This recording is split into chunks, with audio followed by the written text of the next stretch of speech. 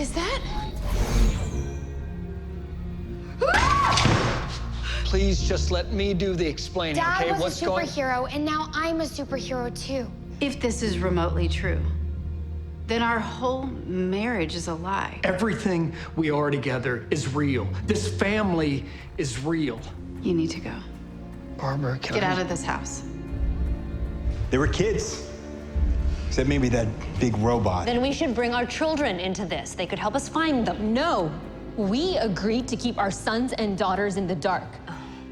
I remember who Stargirl is. Her name's Courtney Whitmore. Her stepfather is Pat Dugan. You might remember him as Stripesy. Hey you guys, welcome back to the channel. If you're not subscribed, please hit that like button and subscribe to the channel for further Stargirl news and reviews and the upcoming Marvel series that they will have on Disney Plus. I'll be reviewing all of those. But listen guys, straight off the bat, we have moved in the penultimate episode into Stargirl, episode 12, and really it's just a setup for next week. It's a setup for the final episode, and what we've got here is where the Injustice Society of America has their plan to brainwash and take control of 100 million Americans across dozens of states, and out of those 100 million, 25 million of those people are sure to die, and that's the reason why Courtney and the Injustice team are trying to now stop them from enabling their plan. So guys, I gotta be honest, we had some really great moments in this episode. It's not a bad episode by any means. There was some action. I mean, boy, was there some action. But Mike, the little brother, he finally finds out everything about Courtney and Pat. And you know what? I know he's supposed to be the annoying little brother, and you know, you're trying to see him lighten up in some way. But there's one or two times where you see him and it's like, can I touch the staff? And then it doesn't work for him and you're supposed to feel sorry for him. And it's still coming off to me like it's a dick move from the writers, because it doesn't really empower him as a person. You know, he's trying to find his way. When he asks to go with the team on the final attack, and Pat says, no, you got to look after the dog. And he's just like, oh, really? Well, I guess looking after the dog is a good thing. At some point, I think that he is going to land Johnny Thunder's role. So he's going to probably take the pen, and he's probably going to be the wielder of Thunderbolt, the Djinn. And if that happens, he'll possibly be the most powerful person on the team. I think that's the only way you can take Mike. I don't see him putting on the Dr. Fate helmet. And plus, you didn't take that anyway. That's still in the vault. The Green Lantern ring is nowhere to be seen. You only have the lamp. So it's possible that the ring could be in a lamp, but rings don't work like that. They do go to their next bearer. So that ring is not even on Earth at the moment as far as we're concerned. So really that's it for Mike. In this episode, Mike actually makes the step to save his father, Pat, and Barbara makes the step to save her daughter, Courtney. So it's a nice bit of symmetry from the writers that both kids were able to step up and save their parents when they were getting attacked from the Injustice. So guys, new Project America gets underway, where Sportsmaster and Tigress were dispatched to kill Pat and Barbara. And as I said, the kids really bailed them out. And I really like that, guys, because it keeps the tone of the show as a family show. And I really do like that. It really holds dear those Smallville values. And that is something, the reason why we all love the show. What we do see, which is a kind of a shock really, because I was under the impression that Isaac the Fiddler was the school principal's husband.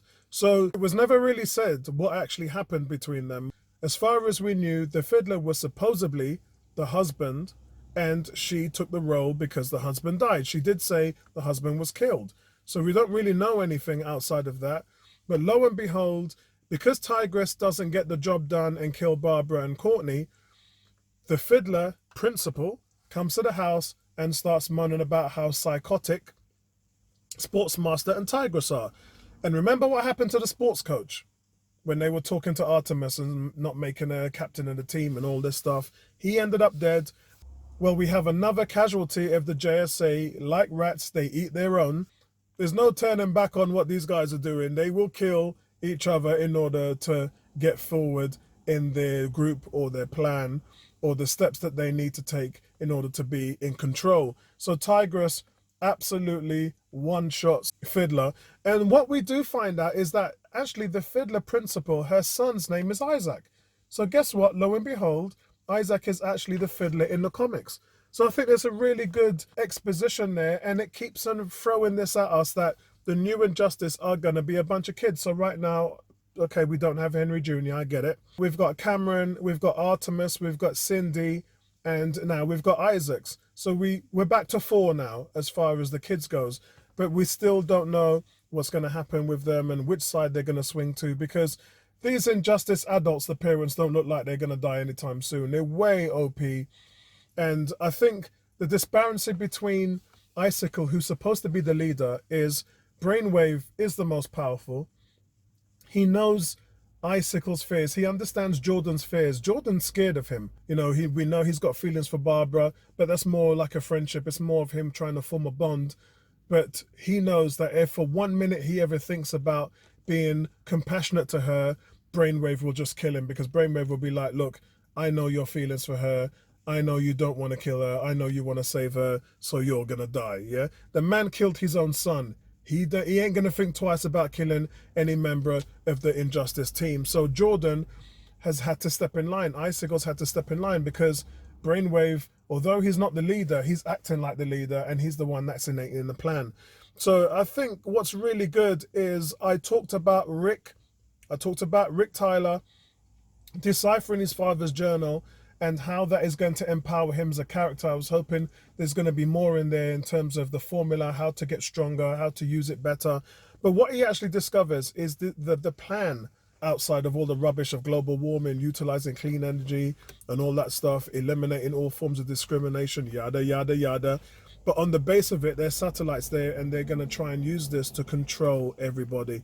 So that's one really good thing that we thought about that. And again, I talked about how Beth and Rick are not really getting that much exposure. They're not really getting that much to do on the show. So I was really grateful that they stepped up with Rick. And now hopefully he'll be able to decipher more of his DNA into the strand of the hourglass to make himself more compatible, more stronger. And as I said, I'd like to see a trade-off, not 1 hour, but maybe half an hour at double the strength or anything like that, because he can't take on Solomon Grundy where he is right now. I just don't think he's smart enough, wise enough, skilled enough, or strong enough in those areas. But guys, before the JSA can really locate the synaptic amplifier, Dragon King has already innated the brainwashing process. And we see Justin and we see Barbara both in a trance, while Pat in his striped suit also is in a trance and is forced to fight Courtney. And that's really how the episode ends. The episode ends really with just that setup. Is it going to create more? Well, not that really, because in the trailer for the next episode, we've already seen that Pat is fighting in Stripe by her side. So I don't think we're going to look too far into that.